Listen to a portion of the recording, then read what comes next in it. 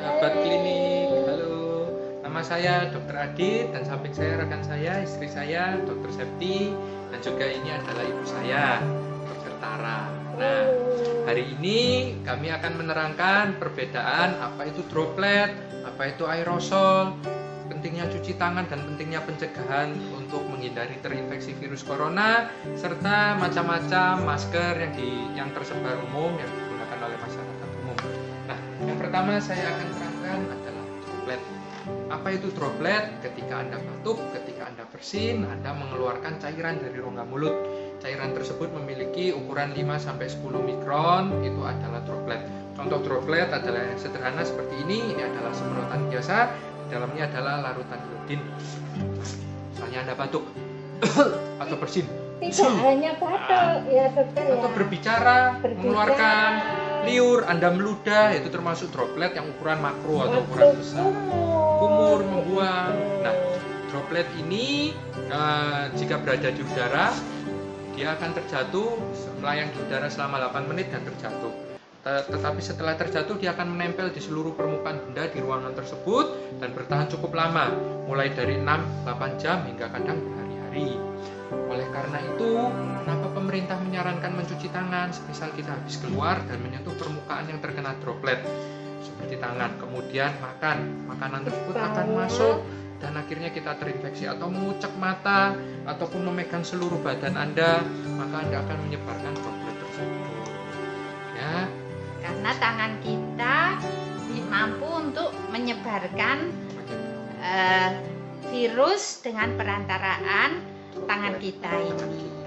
Ya. Jadi penting untuk cuci tangan, terutama sebelum makan, sebelum mengucek mata, sebelum bersalaman atau sebelum berkontak dengan orang lain, istri Anda atau anak Anda, cuci tangan selalu, rajin-rajin cuci tangan. Jika Anda tidak sempat cuci tangan, patutkan tangan Anda seperti ini sehingga tangan Anda tidak kemana-mana, tidak kena baju, tidak kena mata, tidak kena lain.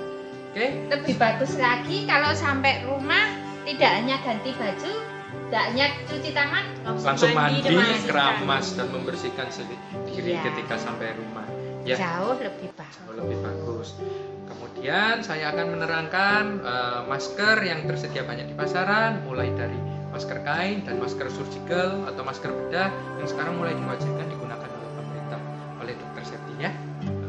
Pertama, kita akan bahas tentang masker kain terlebih dahulu. Masker kain ini banyak digunakan oleh masyarakat untuk mengantisipasi kelangkaan dari masker bedah atau masker surgical. Jadi masker kain ini itu dari bahan bisa dari kain katun, kemudian juga Oxford dan lain sebagainya. Masker ini tidak direkomendasikan untuk dipakai oleh tenaga medis ketika merawat pasien. Karena apa? Karena Droplet itu bisa terserap oleh kain. Namun untuk masyarakat di luar, kalau kalian jalan-jalan atau kalian sedang berpergian keluar, cukup menggunakan masker kain ini. Coba dok diperagakan dok, ini contohnya masker kain yang kena droplet bagaimana? Masker kain terserap, jadi tidak keluar dropletnya. Jadi ini sudah cukup untuk dipakai di masyarakat. Tujuannya adalah agar orang yang mempunyai potensi carrier atau menyebarkan virus corona ataupun pasien yang terkena virus corona, jika diberi masker ini mengurangi penyebaran droplet ke udara bebas maupun permukaan benda lainnya. Begitu. Lalu kenapa kok sekarang pemerintah menyuruh orang sehat, orang sakit, semua orang suruh pakai masker? Kenapa? Supaya kita tidak menyebarkan sakit ke orang lain ataupun orang lain tidak menyebarkan ke kita. Dan ada pula berita yang baru-baru ini di media serta di WHO juga diumumkan ada pasien corona itu carrier. Carrier itu apa? Tidak menunjukkan gejala. Jadi dia tidak sakit, tidak memiliki gejala, tapi dia punya kemampuan untuk menyebarkan virus tersebut. Orangnya sehat, tapi punya kemampuan menyebarkan virus. Jadi semua orang harus menggunakan masker, baik masker kain pun ini sudah sangat cukup, ataupun masker bedah, masker surgical. Ya, coba dokter, masker bedah itu seperti apa? Kalau misalnya masker kain. Kita tidak pakai masker kain. Kita bicara, kita batuk, itu jangkauan dari droplet itu jauh lebih jauh dibandingkan kalau kita memakai masker. Itu tujuannya agar kita memakai masker dan physical distancing supaya tidak terkenai droplet dari orang di dekat kita, gitu ya. Sedangkan peralatan yang digunakan oleh Dokter Tara ini adalah peralatan yang digunakan untuk tenaga medis. Hanya tenaga medis yang menggunakannya, bukan untuk pasien ataupun masyarakat umum digunakan untuk jalan-jalan. Ini adalah half face respirator dengan penyaring P100. P100 itu mampu menyaring 99,97% partikel yang berukuran di bawah 3 mikron. Nah, kenapa kok tenaga kesehatan perlu alat perlindungan seperti ini? Karena tenaga kesehatan berkontak erat dengan orang-orang yang dicurigai membawa ini yang half face ya, Dok? Iya, itu half face. Ada yang full face. Ada Full yang full face itu kalau dokter gigi pakainya apa aja, Dok? Selain masker, kemudian pada saat penanganan apa aja? Menggunakan masker, gaun, coverall, sarung tangan, loop atau penutup mata, dan Google sama menggunakan face shield. Karena apa? Dokter gigi berkaitan dengan high speed bore ataupun three-way shearing ataupun hal lain yang memiliki tekanan dan juga menggetarkan rongga mulut. Rongga mulut banyak cairan atau ludah yang mampu droplet. Droplet tersebut ketika dimanipulasi dengan menggunakan high speed akan menimbulkan atau menjadikan aerosol. Aerosol contohnya seperti ini ya. Aerosol memiliki ukuran partikel yang jauh lebih fine atau lebih halus, lebih kecil dan sulit untuk disaring. Makanya peralatan seperti ini hanya dikhususkan untuk tenaga kesehatan.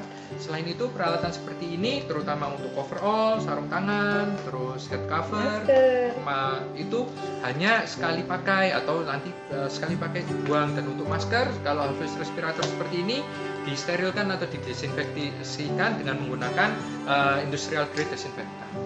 Filternya ini bisa diganti setiap 30 sampai 40 jam penggunaan. 30 sampai 40 jam. Ya. Nah, terus kalau misalnya kalau ini untuk P100 ini filtrasinya 99%. Tapi standarnya bisa pakai ini ya, Dok, N95. Jadi kebanyakan tenaga kesehatan menggunakan masker N95. N95 ini memiliki filtrasi 95,5% terhadap partikel. Nah, tapi ini sekedar pengetahuan tambahan saja. Ekuivalennya dari N95 ini ada half face respirator di mana di dalamnya ada kapas. Kapasnya ini sama seperti masker N95. Filternya seperti ini. Ya, filter N95. Nah, jadi harap diingat pakaian seperti ini atau alat-alat ini sekarang makin sulit untuk dicari dan ini hanya dikhususkan untuk tenaga kesehatan yang kontak erat dengan penderita corona. Jadi untuk masyarakat umum yang saya sarankan adalah rajin mencuci tangan, menjaga jarak dengan orang lain, dan juga mengenakan perlindungan seperti masker kain ataupun masker bedah saja. Kalau di dalam sudah sangat keluarganya, cukup. Dok, ada keluarga, anggota keluarga yang positif terkena corona, yang harus diisolasi secara mandiri. Anggota keluarga yang lain bagaimana, Dok? Kalau bisa jangan berkontak sama sekali dengan anggota keluarga tersebut. Maskernya apa, Dok? Kalau diwajibkan untuk berkontak dengan keluarga tersebut, maka jangan gunakan masker bedah atau masker kain. Gunakan minimal masker N95 dan juga penutup mata, face shield, Google. Demikian, teman-teman, semoga bermanfaat. Salam senyum Anda, kebahagiaan kami. Pesan terakhir saya sebelum ditutup, dengan Anda melindungi diri sendiri, mencuci tangan, menggunakan masker, Anda juga melindungi orang lain dari terinfeksi virus corona. Dengan Anda melindungi orang lain, maka angka penyebaran infeksi corona dapat segera turun dan hal ini akan dapat cepat berlalu. Oke?